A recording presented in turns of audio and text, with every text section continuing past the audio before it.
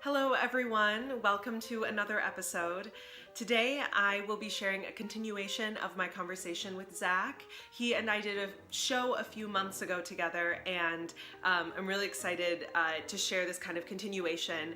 We talk about things like lessons we learned in music school that have actually made us better performers in other areas as well. And we really kind of dive into kind of what speaks to us as performers and why we kind of decided to move away from the more classical opera world and do more contemporary work as well. And kind of finding what made us happy was kind of the ultimate reason for that.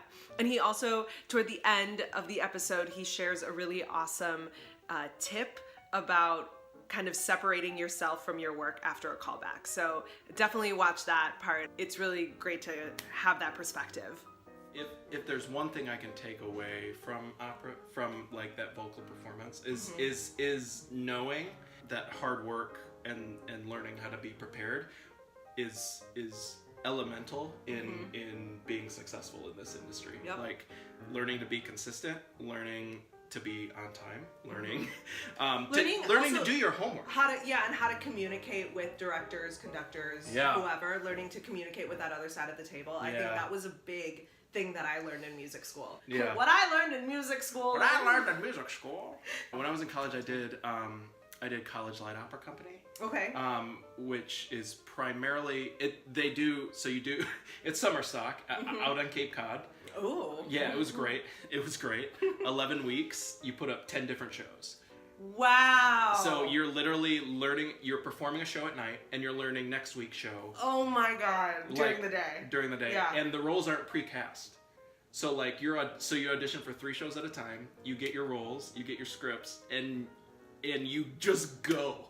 Like, wow. But that was one of the most challenging things I think I've ever done, ever. Just in terms of pace. Yeah. I mean, because the pace is absolutely grueling. You have a Sunday afternoon off, and that's about it. Because you don't have time. I've never learned how to get stuff up on its feet so quickly, because you don't have time to think. You don't have time to be in your head. And I think that's kind of a good lesson. Yeah, and it was my junior year, so I had just decided to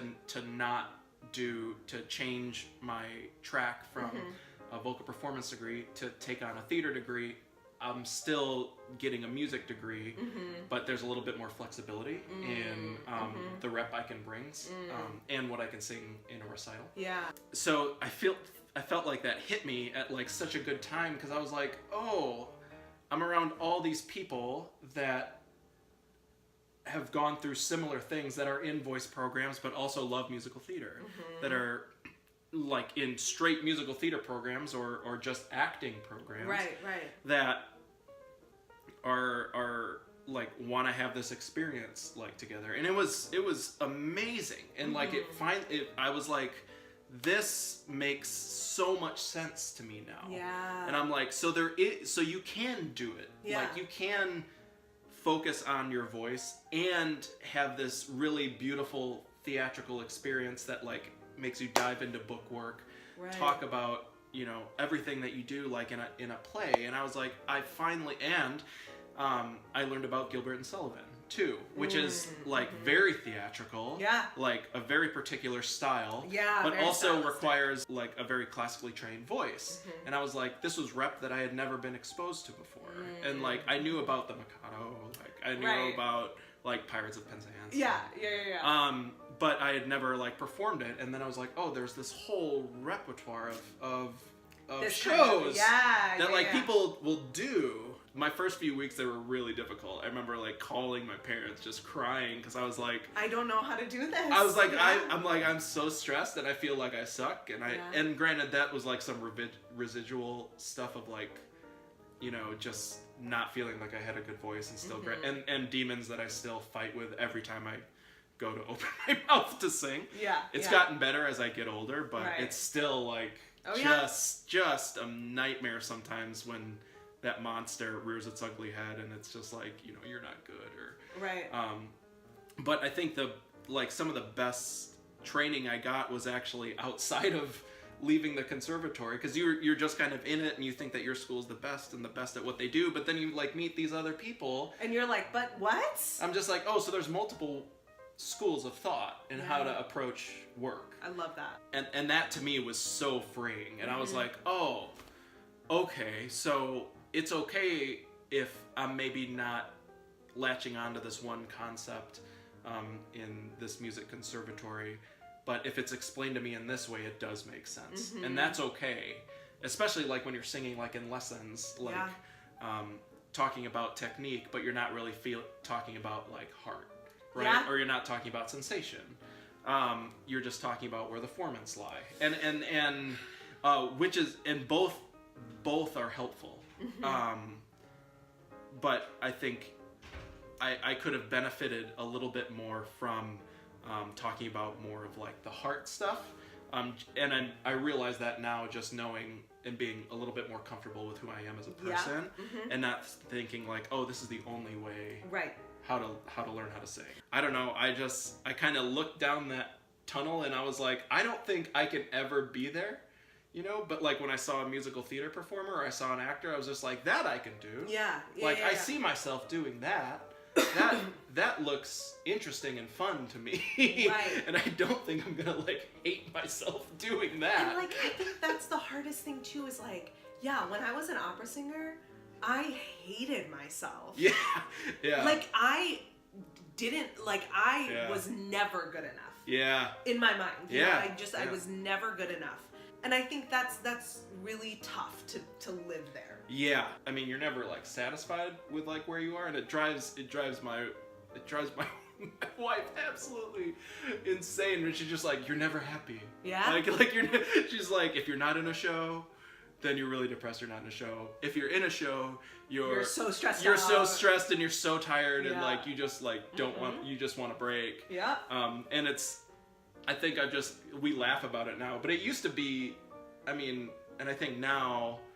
Again, not that I'm like super old or wise or anything, but just knowing that, like my self-worth isn't tied to like how well I do in an audition or what shows I have booked for this upcoming season. Or it's so hard to get there though. Yeah, and I think the reason why is because, especially for singers, because it's kind of you.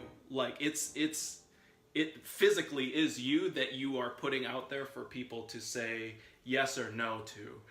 And the yes or no could be a variety of different reasons, but it is ultimately you. So I think the distinction that's hard to make and that gets blurry and it's a fine line to walk is like you don't like my voice, so you don't therefore like me. And if you hear that enough times of just like, this isn't good enough, or you need to keep working on. Granted, this isn't good enough. This isn't good enough. I'm not good enough. Right. And so you kind of make that jump and you kind of forge that pathway in your mind. And those are things I have to battle. I mean, I think every performer kind of deals with that. 100%. I think the harder thing for a singer, and I'm just coming back to the acting world. I haven't been here very long, so I don't know. We just did Pride and Prejudice though, right? Sense and Sensibility. Sense and Sensibility. They're the same thing. No, they're not. That was like, they're not. But that was the first play I had done since high school.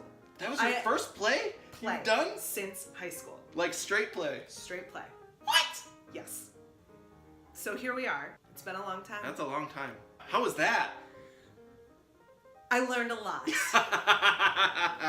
I learned a lot about my process, about building a character, about not needing to make everyone happy.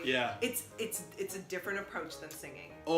And I think, and this is what I was coming back around to, but like this idea that like as an actor, again, I haven't been here for very long, haven't lived here for very long, like I don't know, but there's an easy way to say, you know, I wasn't right for the part. They were looking for someone taller. They were looking for someone shorter. They were looking for someone blah, blah, blah, blah, blah. Right? There's an easy way to put your talent away from like a casting reason. As a singer, especially with opera, you know the only reason you didn't get cast is because of your voice. Right. Because opera is one of the few places where they don't care as much about look, right. about it literally fit, is you. it is literally just your voice. Yeah. This lighting is all wonky. Is it now? Oh, well. Oh, yeah. You know, that's okay. It's okay. It is what it is. We're saying important things here. That's so what many matters. important things. A habit that I've started doing, like to kind of separate myself, like kind of what we were talking about before, like not tying your self-worth to like how good you do in an audition, or granted, you can go into an audition like every time I go into an audition, regardless if it's a play, if it's you know, just a classical contract or a musical theater contract that I'm going in for, I just want to make sure that I'm being honest. You know, like it's fun for me, like especially like with callbacks when you get like sides or you get music, and it's like it's cool to live in those shoes for like the few days that you get to prepare, or sometimes the 2 hours you get to prepare. And like, yes, it stings every time like you get a rejection email, or you just don't you don't hear anything. And I don't know when that practice started. I get it, they have a lot of work to do. Absolutely. But I just think it is such a courtesy to just tell me. Well, so we can, because we're always like we're always auditioning, so like we need to know. Like I'm like, this is something I really want, but this is also something I really want, and I haven't heard from this thing. So just like, I'm good either way. Just like, let me know. Also, like, I just want my mental space. I just want to clear it out. Yeah. Clear it out. And I feel like I can't do that unless I know for certain, because to me, like, I don't consider myself an optimist, but there's always that like, I don't either. What if? Yeah. What if I actually did get cast and they just haven't let me know yet? And it's like, well, that's dumb, first of all, and I don't think that. I'm just like, just let me know. It's like you look at the email and you'll just swipe and it's gone, and you don't need to think about it anymore. It is out of your brain. Yeah. Well, and done. And I used to get really frustrated, but the thing I'm doing now, so like, you know, like when you go into an audition, you check in at a table, and a lot of times like they'll have music, right? The music sides or sides that you bring into the audition with you, and you know, sometimes I always aim to like try and have it as memorized as possible. So I'm not, well, one, you're not cold reading, right? Yeah. Like you want to show the choices and you want to connect with the person, right? But the one thing I'm doing is that there's always like a waste paper basket like next to the audition table, like right after like where you go and check in. So you go into the audition or callback, you do your thing, thanks so much, you walk out, and I literally throw the sides away. And that action has been so freeing, because the physical act of just letting it go is like, I've gone and done everything I possibly can do. That's it. Leading up to it, and I'm good with it. Like, even if it sucked, like, I'm always like, okay, like, the physical, it's that physical act of letting something go has been so healthy for me to get through audition seasons, where I'm not like obsessing, or I'm not thinking, or I'm not, you know, because audition season is very busy. I mean, some days, you know, sometimes you have 2, 3, 4 auditions if you're, and that's a blessing. Like it's good that you're doing that, but it takes a mental toll on you. It takes a mental toll. And you're, you know, trying to prepare, and you're trying to like compartmentalize the different things and put together a schedule of like, okay, how am I going to get this ready? How am I going to get this ready? And you're probably not going to hit everyone. You're not going to be amazing at every single one, but you can walk away knowing like, okay, like I'm done with that one. I'm done with that one. And then move on with your day. Yeah. Because it doesn't, I don't know. I'm so done with having to obsess and think like, oh, did they like me? Did they? I'm just at a point now where I'm just like, I don't really care. Right. Like, I care that I went in and did a good job. Right. And did it to the best of my ability on that day.